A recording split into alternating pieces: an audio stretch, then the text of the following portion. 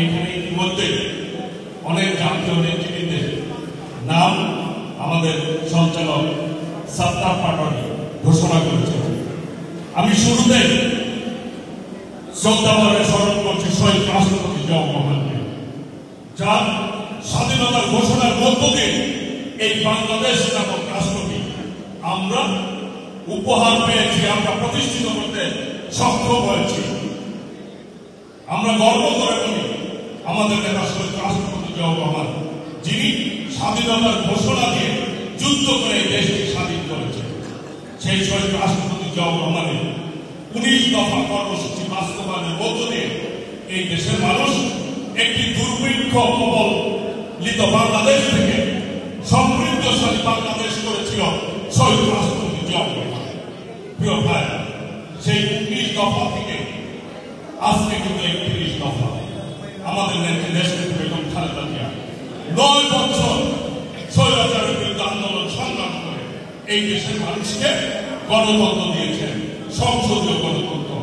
আপসীন নেত্রী দেশনেত্রী বেগম খালেদা জিয়া, আমাদের নেতা ভারপ্রাপ্ত চেয়ারম্যান দেশ নায়ক তারেক রহমান আজকে এই কর্মশালার প্রধান অতিথি। বাংলাদেশের এই মুহূর্তে মানুষের কাছে সবচাইতে আস্থার নাম, নির্ভরতার নাম, নির্ভরতার নেতৃত্ব হচ্ছে দেশ নায়ক তারেক রহমান। এটি হচ্ছে সেই দেশ নায়ক তারেক রহমান 31 দফা জাতির সামনে উপস্থাপন করেছে। এর পূর্বে 27 দফা জাতির সামনে উপস্থাপন করেছিলেন, আপনাদের মনে থাকার কথা। পরবর্তীতে ফ্যাসিবাদ বিরোধী আন্দোলন সংগ্রামে যারা ছিল শরীর দলের সাথে আলোচনা করে, সকলের সাথে আলোচনা করে আগামী রাষ্ট্র কিভাবে পরিচালিত হবে, দেশ কিভাবে চলবে, সেই জন্য 31 দফা উপস্থাপন করেছে। সেই 31 দফা আজকের এই কর্মশালা যারা উপস্থিত হয়েছেন সবাইকে আমি আমার ব্যক্তিগত পক্ষ থেকে, জাতীয়তাবাদী দলের পক্ষ থেকে সকলকে জানাই সালাম এবং শুভেচ্ছা। আসসালামু আলাইকুম রহমতুল্লাহ। প্রিয় ভাইরা, আজকের রাজনীতিতে বাস্তবতা হচ্ছে বিএনপি এই মুহূর্তে যদি নির্বাচন হয়, বিএনপি সরকার পরিচালনার দায়িত্ব পাবে, এটি কিন্তু বাস্তব। সেই জন্য বিএনপির বিরুদ্ধে ষড়যন্ত্র বেশি হচ্ছে, বিএনপিকে নিয়ে ষড়যন্ত্র হচ্ছে। আজকে এই যে মিডিয়াতে, সোশ্যাল মিডিয়াতে মিথ্যা সত্য মিশ্রণ করে বিভিন্ন জন বিভিন্ন ভাবে বিএনপিকে বিতর্কিত করতে চায়।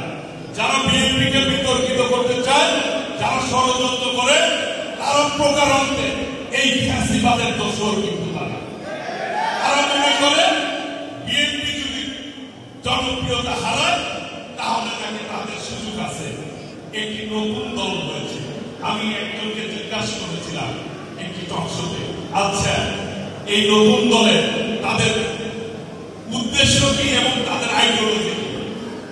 নতুন দলের একজন মুখপাত্র তিনি কিন্তু বলতে পারে নাই যে তাদের আইডিওলজি কি, মানুষের সামনে তারা কি জিনিস নিয়ে এসেছে, তারা কিন্তু সেটি বলতে পারে না।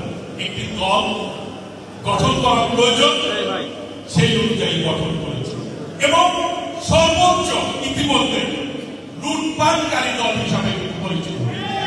মানুষের আস্থা, জনগণের আস্থা অর্জন করা এত সহজ কাজ নাকি? আরেকটি দল আছে যারা বিভিন্ন সময় বিতর্কিত ভূমিকা পালন করেছে, জনগণের পক্ষে না গিয়ে জনগণের সেন্টিমেন্টের বিপক্ষে গিয়ে তারা বিভিন্ন সময় পদক্ষেপ গ্রহণ করেছেন। জনগণের আস্থা কিন্তু তাদের মধ্যে নাই। এখন তারা নেমেছে কিভাবে নির্বাচন যাতে না হয়, অনির্বাচিত সরকার যাতে বেশি দিন থাকতে পারে, সেই অনুযায়ী পায়তারা করছে। আমরা বলতে চাই, স্বাধীনতা যুদ্ধে 30 লক্ষ শহীদ হয়েছে, 2 লক্ষ মাহমুদেরা ইজ্জত দিয়েছেন। কি জন্য? এই দেশের মানুষের গণতান্ত্রিক অধিকার প্রতিষ্ঠার জন্য। 70-এর নির্বাচনে যদি রেজাল্ট অনুযায়ী সরকার পরিচালনার দায়িত্ব দেওয়া হতো, 71 হতো কিনা এটাই কিন্তু বাস্তবতা। ভোটের রেজাল্ট পাকিস্তানিরা মেনে নেয় নাই কিনা একাত্তর হয়েছে। আমরা খুব ফুলিয়ে বলি, আমাদেরকে কেউ কিন্তু যুদ্ধ অপরাধী বলতে পারে না, যে বিএনপি যুদ্ধ অপরাধী দল বলতে পারে। আমরা একমাত্র দল, জাতীয়তাবাদী দল। আমাদেরকে কেউ কিন্তু ফ্যাসিবাদ বলতে পারে না, স্বৈরাচার বলতে পারে না, পারে। কারণ বিএনপি সকল সময় জনগণের পক্ষে ছিল। জনগণের সেন্টিমেন্ট অনুযায়ী বিএনপি সিদ্ধান্ত নিয়েছে এবং নেতৃত্ব দিয়েছে। এখনো আমরা নির্বাচন নিয়ে কথা বলি কেন? কারণ জনগণ নির্বাচন চায়।